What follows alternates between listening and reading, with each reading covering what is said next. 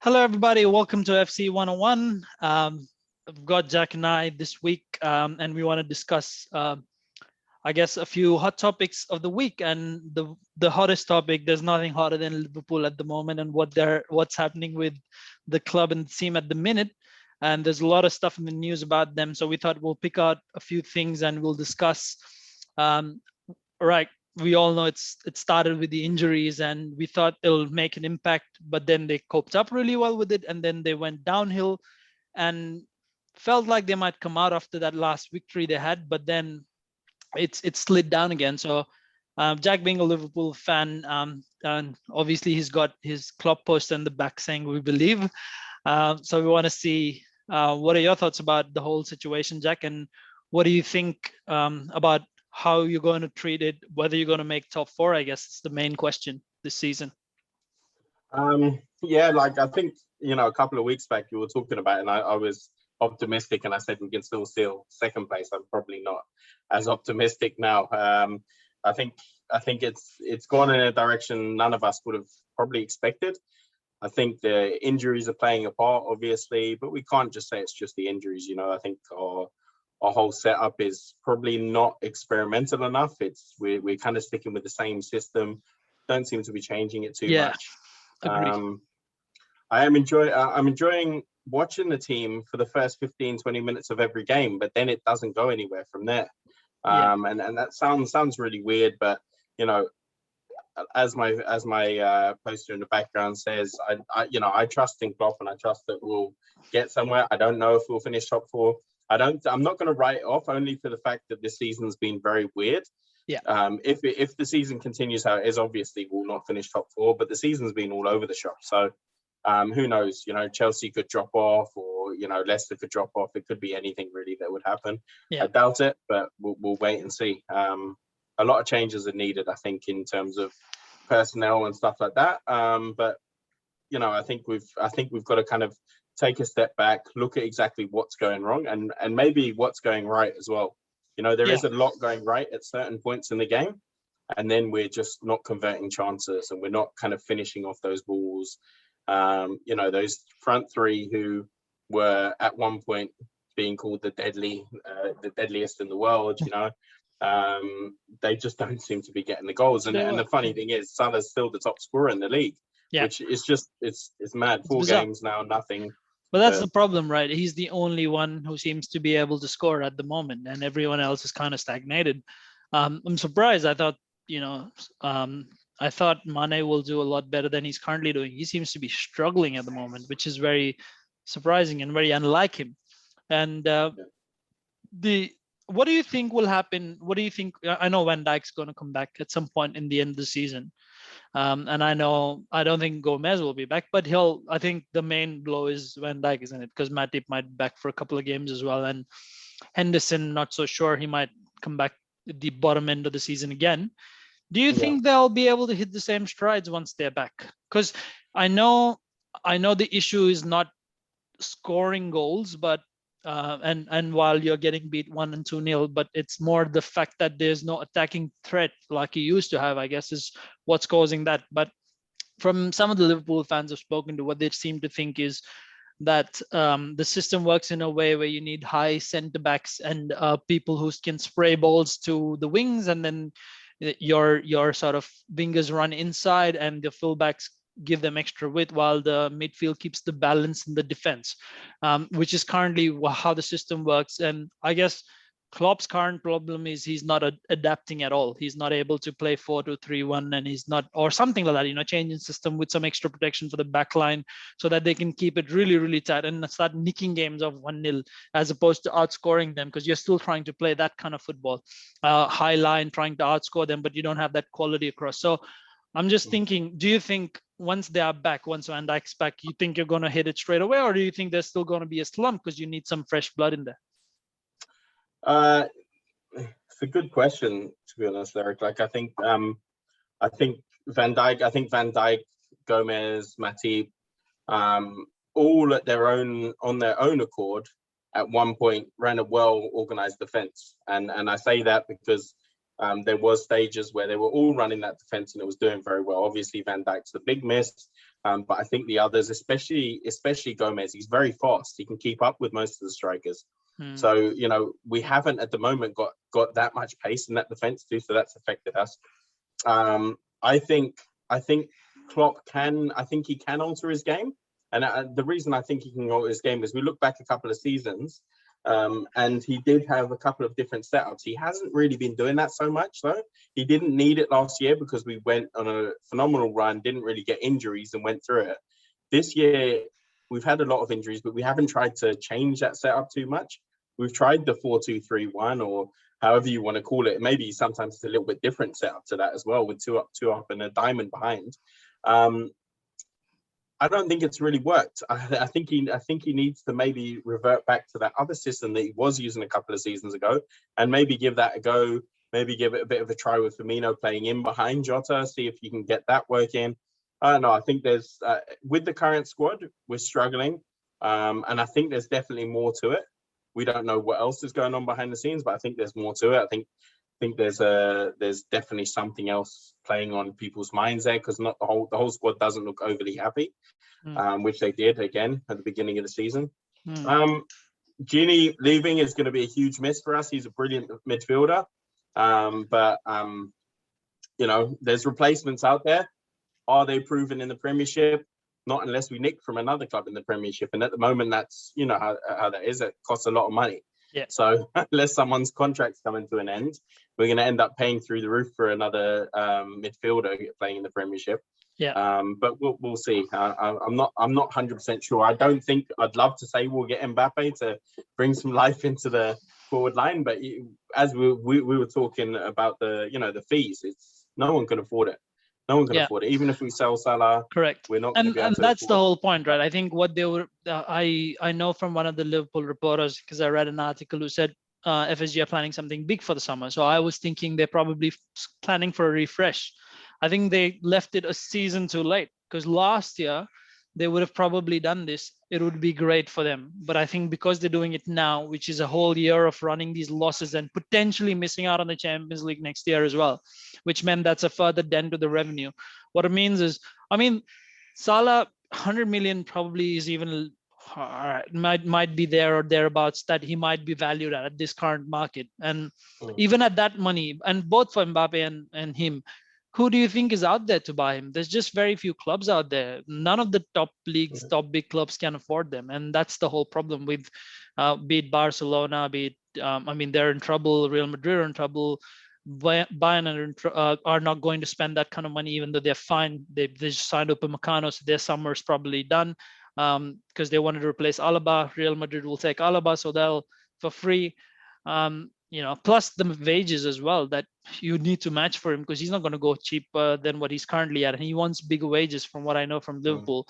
So it's a tough gig to offload him to sell it, and no other player is going to get that kind of money that they can sort of rotate around internally within the squad. I mean, when they paid 40 million for Jota, everyone thought, interesting signing, and then it looked like a steal for a bit, and now we're like, oh, because the attack is not scoring, but the fact that he was there and he pumped that fresh blood in and he started scoring at that initial stage, it was a good indication of what they needed in every department, not just the front. And I think not signing another centre back after letting Lovren go. I mean, as terrible as Lovren now normally is compared to the other three, he would have steadied the ship. He's someone who was fit. If he would have stayed for another season, he would have got more game time and all of that. But so they should have, if they couldn't promise him any game time, they should have replaced him instead of thinking of Fabinho going back into defense. And they basically, punched a hole into their midfield and trying to repair the defense and all of that. So I think FSG missed a trick there, and we've applauded for them for everything they've got right over the last, I guess, 2-3 seasons. So they've got to take the criticism for everything that they did wrong as well, because this is their fault to a good extent, because Klopp did come out and say very clearly that he wanted players, but they didn't get him players. So they've got to take the criticism for when they've not done up to speed. Plus, another interesting angle that we earlier spoke about is, the whole situation where I mean, it's ridiculous where people are thinking that for whatever reason Klopp might go or they might leave or whatever. That's never going to Or happen. get fired. He's got way more credit in the bank, and not only because he won it, because everyone could win it and then get fired, right? Conte and all of those examples, you've got Yeah. enough. But the way he won it, like the brand of football, the way he won it, he just dominated. And they won two big titles. They won the European title and this in a row. So there is no chance FSG is going to get, like, who are they going to replace him with? I mean, there's talk about Gerrard, and yeah, fantastic achievement in the Scottish League, but it's the Scottish League. He's inexperienced. Maybe the ideal situation, I guess, would be when Klopp finishes a contract, Gerrard's got enough experience and earned his stripes to come and take over. That would be the ideal situation. And if he's successful at that point, it would be great for him to come. But not at this stage. I don't think that's happening. So yeah, I guess. And I'm still of the opinion that I love Gerrard, absolutely love him, obsessed with him, nice, like most Liverpool fans. But I am not the kind of person who needs Gerrard to come in as the manager. Like, I don't need him to. Like, if he's a good manager and he comes in, and fair enough, of course I'll support him and I'll back him. But I don't think we need to if once Klopp does decide to move on, I don't think we need to replace him with Gerrard. I don't think that's what we need to do. Yeah. If it happens, fair enough. But fair enough. I agree. I don't see, like, we look at Solskjaer, you look at Lampard, you look all these boys who are going into, who were all around the same class. Even Rooney, of course, managing at Derby now. You like all of them in the same class. They do occasional little things that are good here and there, but they look a little bit under the water sometimes. Correct. So I don't know. I think it's very. Yeah. Overall, I think this is a whole failed experiment. I think it's great as the romantic story to have your legend come and run the club, and Newcastle had it with Shearer, and there's a lot of times people have tried it. Lampard's obviously failed in that way, relatively speaking. I know there's other aspects to it, but relatively speaking, he didn't make it with this squad that Tuchel's getting results with. So I mean, the whole, plus I as much as I'd love to, like, I don't think Oli is the man to take United to titles either. So I don't see that happening either. Arteta also huge doubts over there. So I think this whole thing about getting ex-legends in, it's only, honestly, I feel like it's almost only to appease the fans most of the times, because they know that they might get a little more leeway than compared to, say, another manager who might not get the same sort of leeway from the fans. They'll be on his back right from day one. So I think that's and Chelsea are the only club who wouldn't care, and they just sacked Lampard, to be fair. Any other club, they'll be thinking 100 times before sacking someone, but Chelsea have history, so they did it. But yeah, I think it's a failed experiment. The other thing I do want to consider, and really want to quickly touch on, is the whole situation with Jurgen Klopp. The only job I think he would ever leave Liverpool for right now at this moment is the Germany job, if he would. And I'm not saying that he will, but that's the only thing he might give it some serious thought to. Other than that, I don't see anyone else coming in and giving him an offer, and he going to, like, I don't know, PSG, Bayern, whatever. He'll not go anywhere else. The only place he might go is Germany to manage the national team.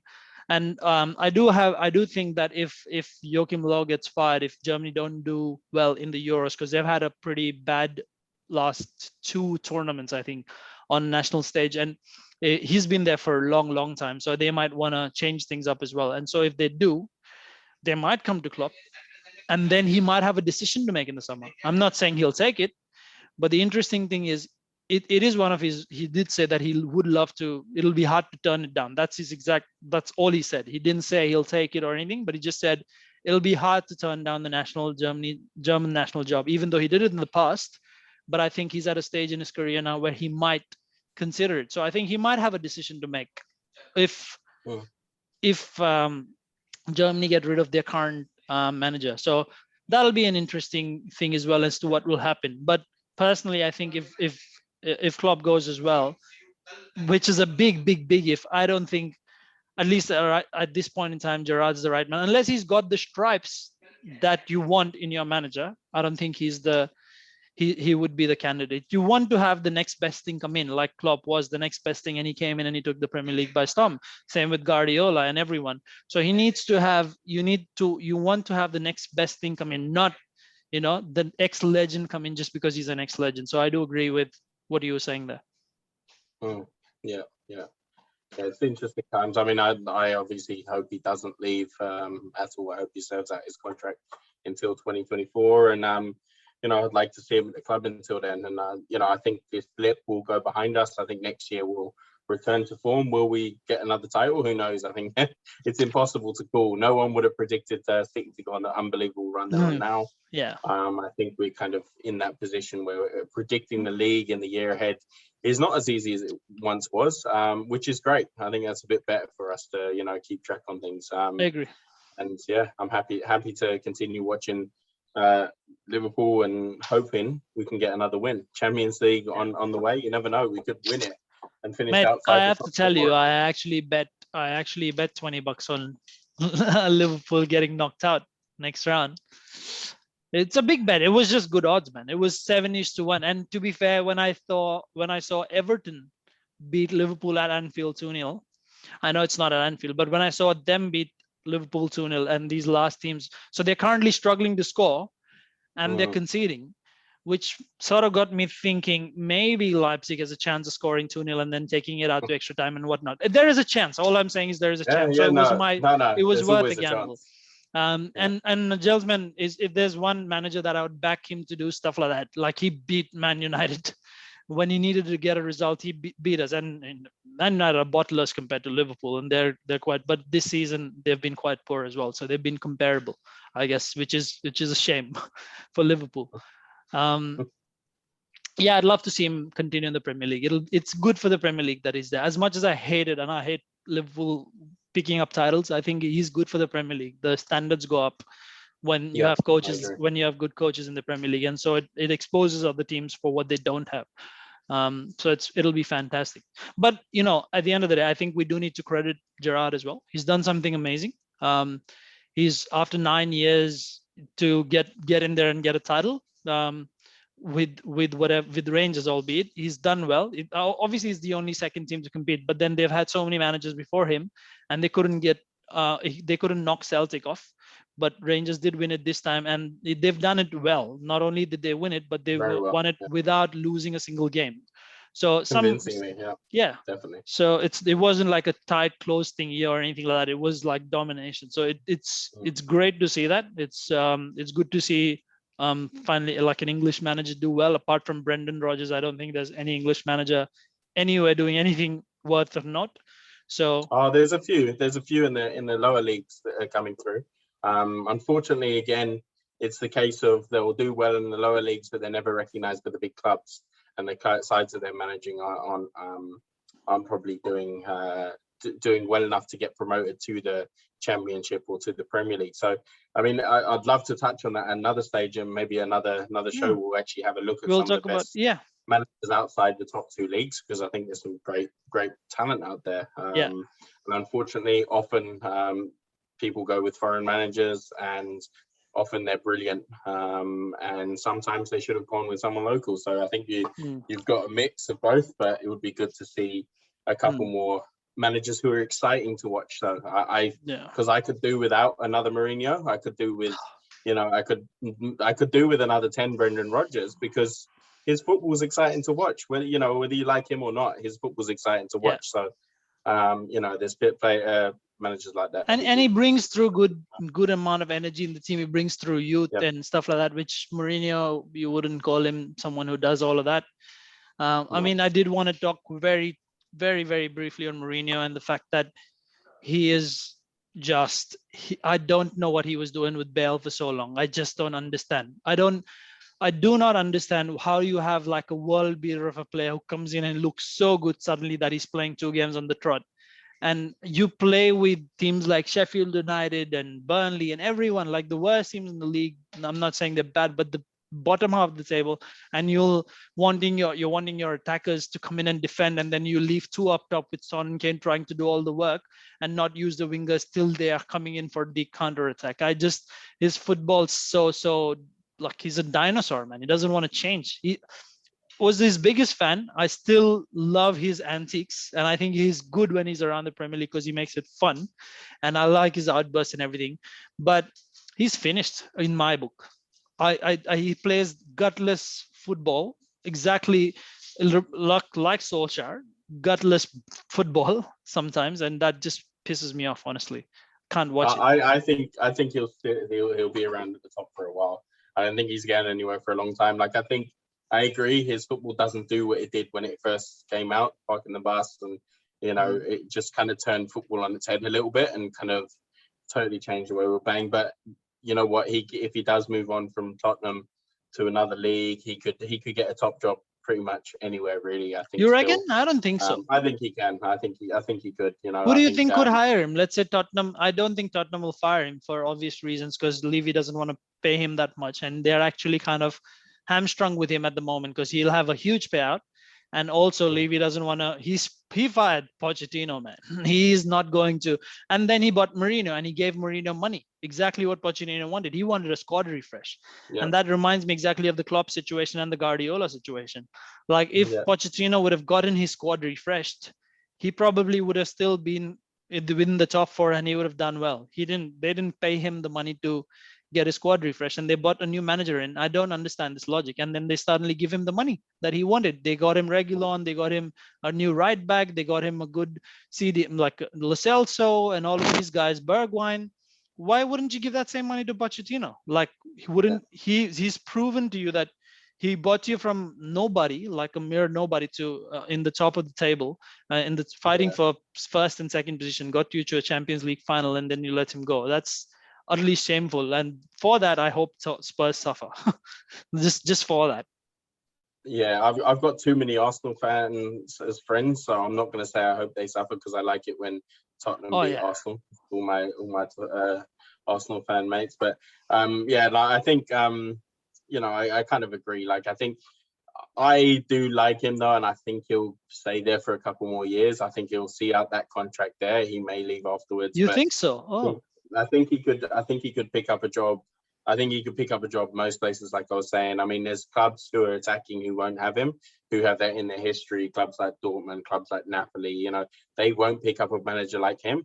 But there's other clubs that might. So, I think there's enough out there. There's, especially in Italy, there's a lot of clubs who love their defensive football. Yeah. And it wouldn't surprise me if he went to a big club in Italy. Then again, he loves London. So will he move out of London? I don't know. He's a fucking great he's a great pundit, and I'd love to see him back as a pundit. Yeah, it'll be good to have he's actually more entertaining. Yeah, he's brilliant. That's his thing, right? He's box office. That's his main thing. That's his USP, I guess. And that's why we want him around. But I don't want to watch his football. That's what it is, really. All right.